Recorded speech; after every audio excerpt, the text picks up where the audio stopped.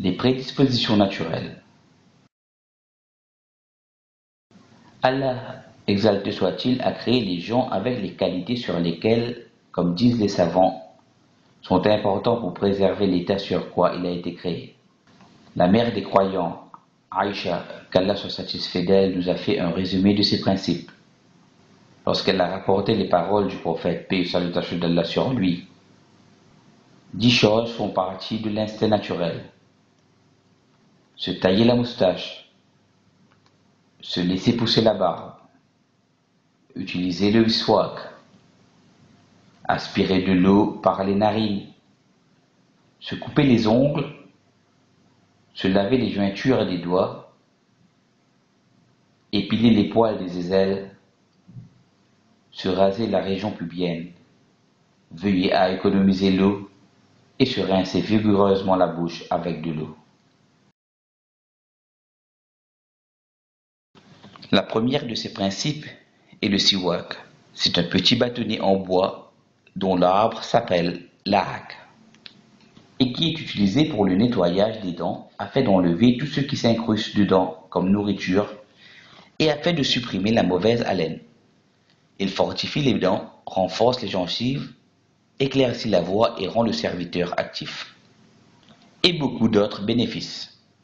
Et le siwak est recommandé à tout moment. En effet, le prophète, paix et salut d'Allah sur lui, a dit: le siwak purifie la bouche et satisfait le Seigneur. Son utilisation est toutefois particulièrement recommandée pendant les ablutions. Comme l'a dit le prophète, paix et salutations d'Allah sur lui, si je ne craignais pas d'imposer une difficulté à ma communauté, je leur aurais ordonné d'utiliser le siwak lors de chaque ablution. Tout comme il est recommandé avant la prière, comme l'a dit le prophète, paix et salutations d'Allah sur lui. Si je ne craignais pas d'imposer une difficulté à ma communauté, je leur aurais ordonné d'utiliser le siwak à chaque prière. En rentrant dans la maison, Al-Mikdam a rapporté que son père, qu'Allah soit satisfait de lui, a dit: j'ai dit à Aïcha, qu'Allah soit satisfait d'elle, quelle était la première chose que faisait le prophète, paix et salutations d'Allah sur lui, lorsqu'il rentrait chez lui. Elle dit: il utilisait le siwak. Il est aussi recommandé lorsque l'on se réveille. Selon Huzaifa, qu'Allah soit satisfait de lui, le prophète, paix et salutations d'Allah sur lui, lorsqu'il se réveillait la nuit, avait l'habitude de se frotter les dents avec le siwak.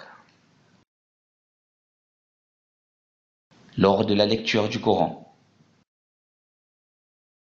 Ali, qu'Allah soit satisfait de lui, avait ordonné le siwak et a dit: le prophète, paix et salutations d'Allah sur lui, a dit: certes, le serviteur d'Allah, lorsqu'il utilise le siwak, puis se lève pour aller prier, alors un ange vient à lui et se tient derrière lui et écoute sa lecture du Coran. Puis il se rapproche de lui, où il a dit un mot similaire, jusqu'à ce qu'il appose sa bouche contre la sienne, de telle sorte à ce qu'il ne lise pas un verset du Coran sans que celui-ci n'aille directement dans le ventre de l'ange. Aussi purifiez vos bouches pour le Coran.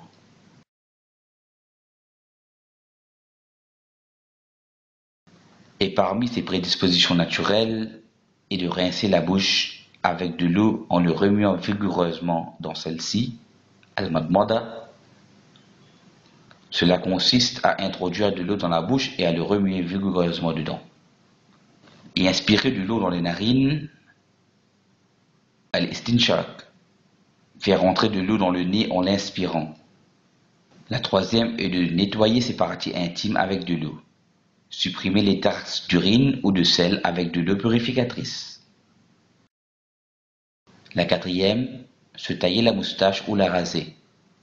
Il s'agit de la raccourcir autant que possible, car cela est source d'embellissement et d'hygiène, et est également un signe de démarcation vis-à-vis des mécréants. Laisser pousser la barbe. C'est le fait de la laisser pousser naturellement et de ne pas la toucher.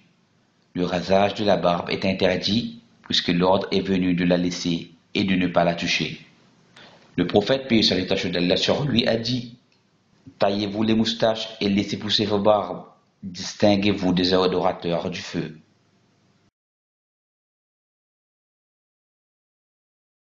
Quant à la sixième, c'est le rasage des poils de la région pubienne. Raser les poils qui poussent autour des parties génitales. Et parmi la circoncision obligatoire des hommes, elle consiste à retirer le prépuce du pénis chez l'homme. La circoncision de la femme, elle consiste à enlever une partie du clitoris chez la femme. C'est un acte recommandé car il limite le désir de la femme. Comme l'a dit le prophète, paix et salutations d'Allah sur lui, à Atiyya, qu'Allah soit satisfait d'elle. Effleure juste et n'exagère pas, car cela rend le visage plus rayonnant et plus agréable pour le mari.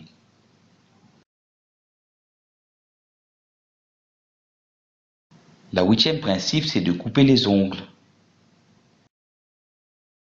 9e, épiler les poils des aisselles. Cela consiste à retirer les poils qui y poussent afin de maintenir cet endroit propre et d'éliminer les mauvaises odeurs qui s'y accumulent dues à leur présence. Il est déconseillé de laisser pousser les ongles, les poils des aisselles, les poils pubiennes et la moustache plus de 40 jours. En effet, selon Anas ibn Malik, qu'Allah soit satisfait de lui, le messager d'Allah, paix et salutation d'Allah sur lui, nous a fixé un délai pour tailler nos moustaches, couper nos ongles, raser nos poils pubiens, épiler nos poils sous les aisselles, à savoir qu'il ne faut pas les laisser pousser plus de 40 jours. Le lavage des jointures des doigts. Les jointures des doigts qui se trouvent sur les deux des mains et où s'accumulent des saletés comme l'oreille et la nuque et d'autres parties du corps.